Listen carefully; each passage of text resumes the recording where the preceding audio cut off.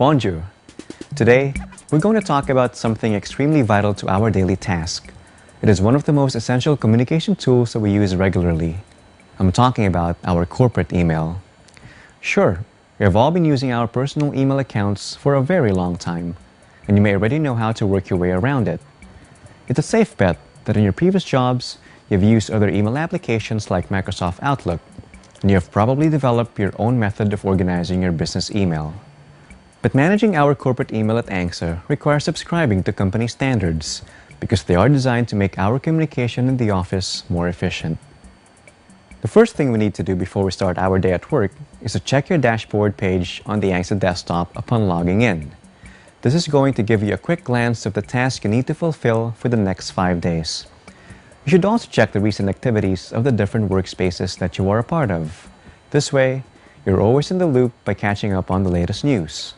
You will know more about task setting when you watch the ANGSA desktop training video as part of the new employees orientation. After you have checked your task on ANGSA desktop, then you can set your schedule using your Gmail calendar. This will give you an idea on how your day is going to look like. Try accessing the calendars of your teammates as well. So if you need to set a meeting with them, then you'll know when their most convenient time is. This is consistent to the collaborative aspect of our corporate culture. Let's get started, shall we? At this point, we are going to discuss 4 important rules in email management. First rule, inbox management. I'm sure that you have seen an inbox flooded with hundreds or even thousands of unread email messages. While that may be acceptable for personal email, it should not be the case for a company email. Messages that arrive at our inbox should be sorted out regularly to avoid a huge pile. We should make sure that there's no email sitting at our inbox at the end of the day. The incoming messages should be properly organized into labels, so we could attend to them based on the level of priority. This leads us to rule number 2. Second rule, filters and labels management. So where do the messages in our inbox go? They will each be given an appropriate label. These labels are like tags or IDs that we apply to our email messages so they will be properly classified. Labels can also be applied automatically through the filters that we are going to create. Filters instantly apply labels to incoming emails based on the parameters that we set. For example, emails coming from the authors will be directly labeled as authors. Emails that contain subjects with the words Bon Appetit Diet will have the Bon Appetit Diet program label. These messages will be funneled accordingly, so it's easier for us to determine the email's classification. We should create labels that fall under these categories: customer, operations, team, and administrative, with corresponding sublabels for further organization. This is what we call the COTA classification, which is largely determined by our job description. 2 people who work in different departments will have a different COTA, but 2 people on the same team are likely to have the same.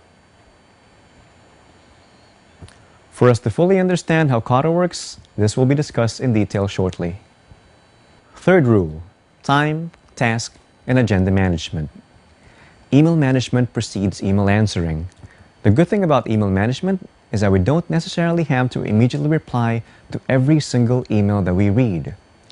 The filters and labels that we have set up will help us decide whether the email urgently requires a response. So which email should be answered first? You see, it really depends on your position and how you manage your priorities.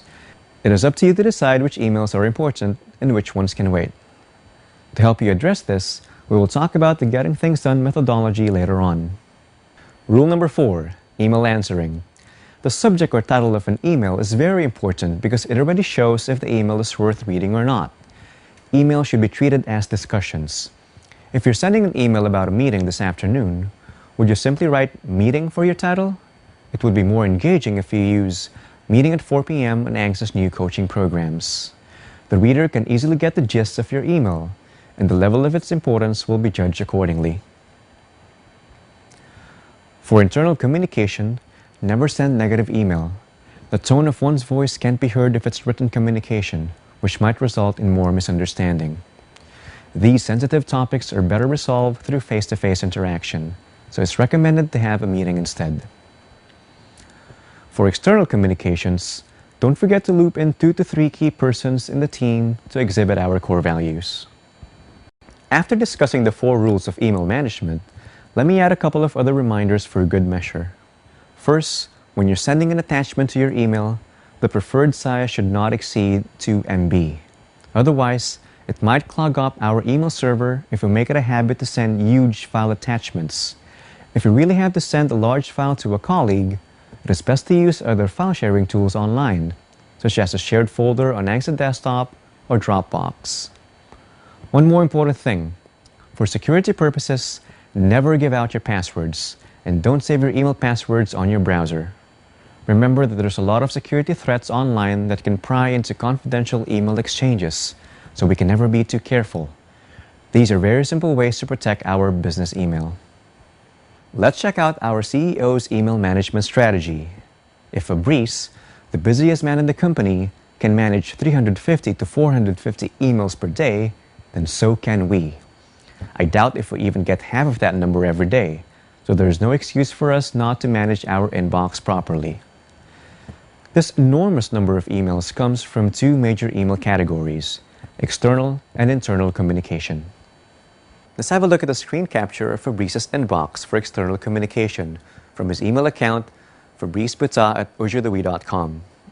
As you can see, the number of email messages in his inbox is 0. So where did the hundreds of messages per day go? All of his messages are organized and classified in the labels on the left pane.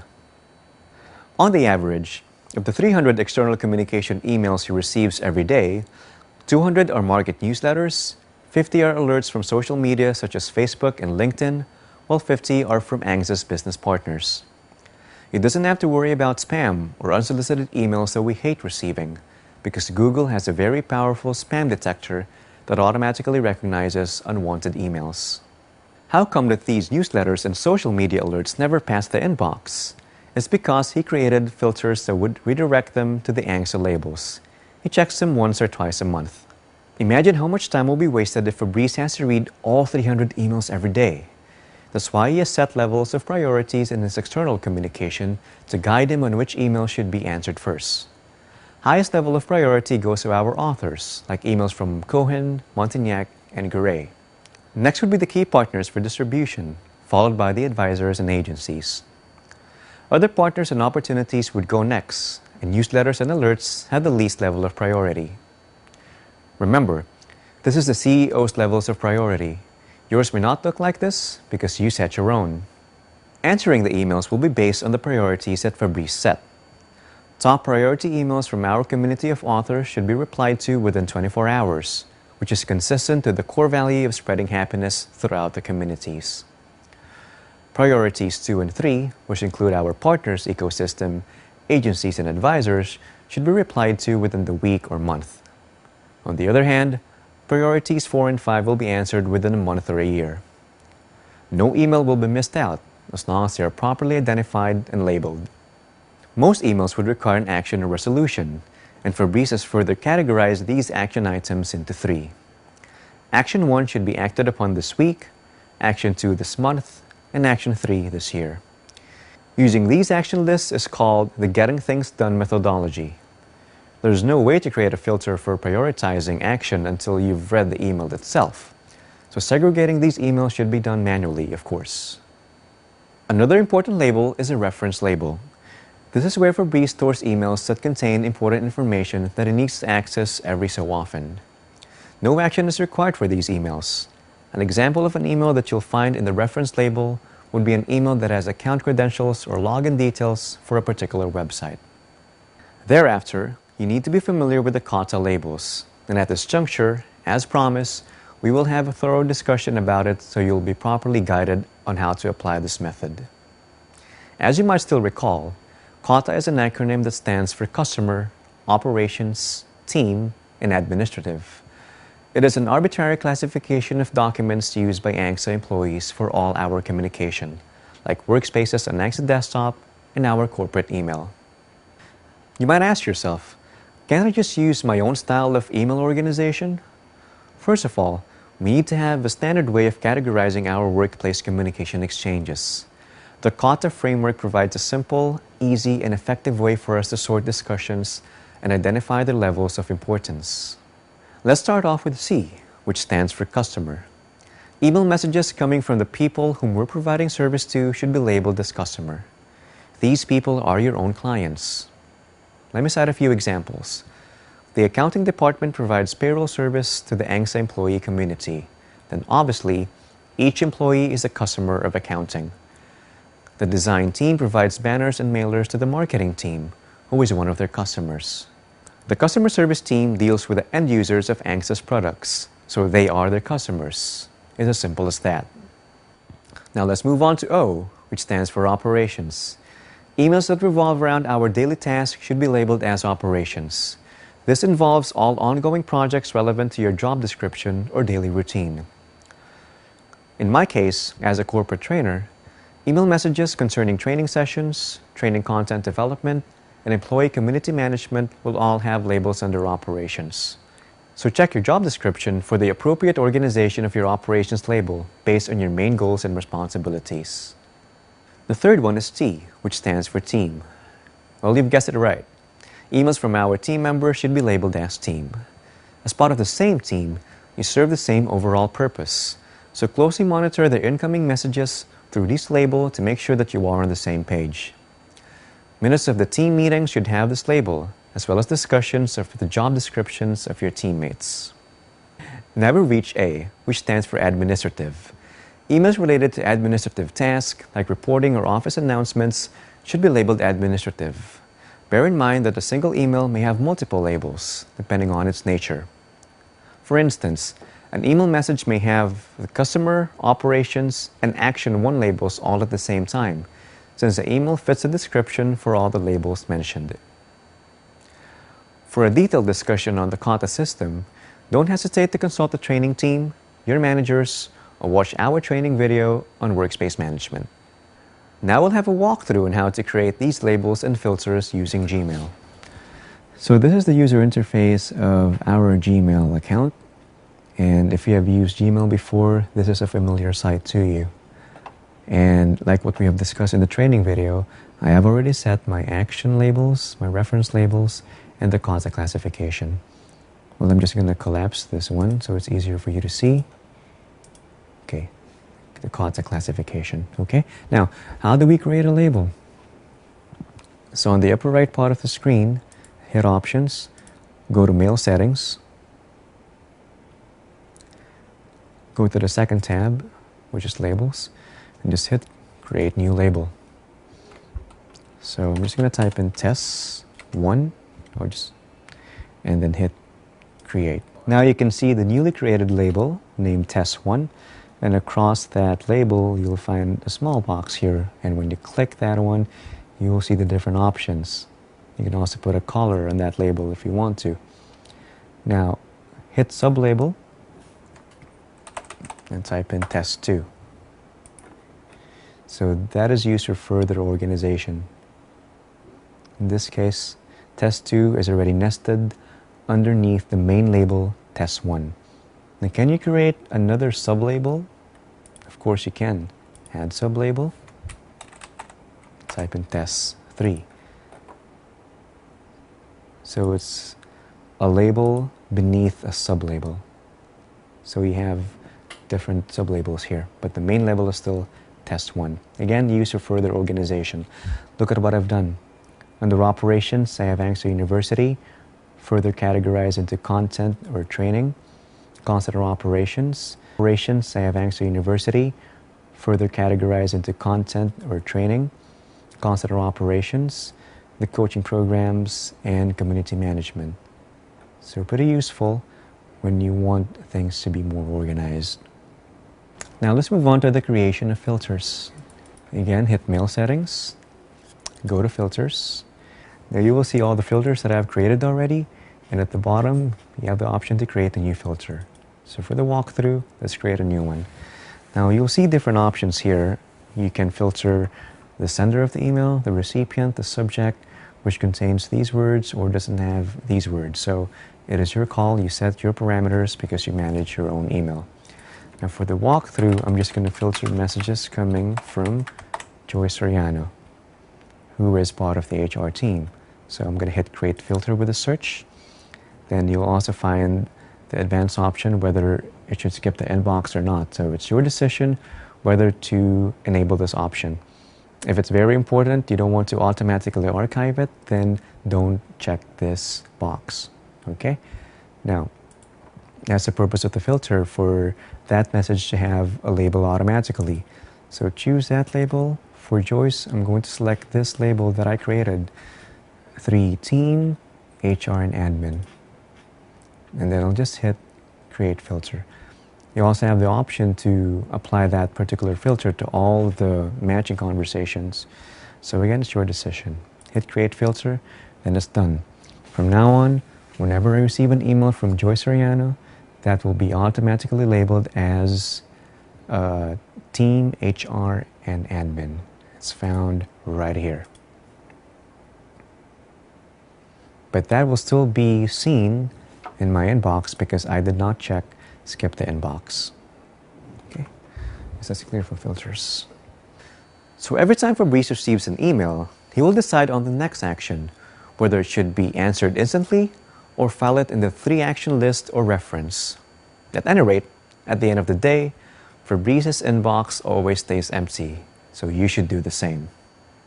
Based on the labels, Fabrice will know the course of action he will take. Messages with the Action 1 label are checked every day to ensure completion and prompt action.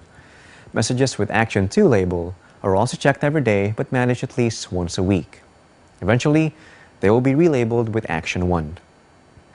Try to follow these recommended times to manage your email.